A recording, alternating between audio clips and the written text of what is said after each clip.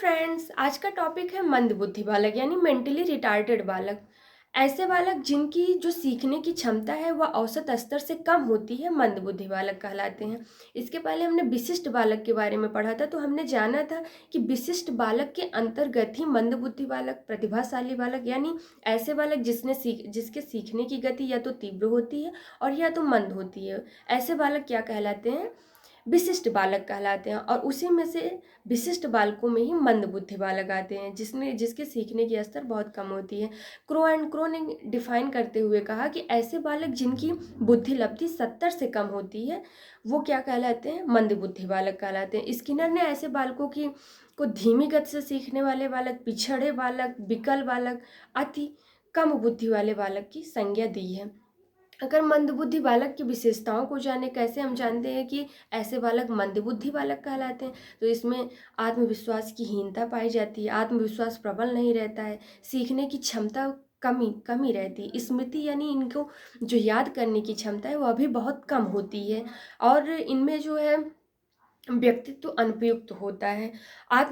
सीखी हुई बात का जो प्रयोग है उसको नई परिस्थितियों से बहुत ही कम जोड़ पाते हैं, मुश्किल से ही इसको जोड़ पाता है, और भाषा का पूर्णतः विकास नहीं हो पाता है। अगर इस मंदबुद्धि बालक के कारण जाने कि कौन कौन से कारण है जिसके कारण से मंदबुद्धि होता है बालक, तो वो है वंशानुक्रम, वातावरण, सांस्कृतिक कारण, छूत का कारण।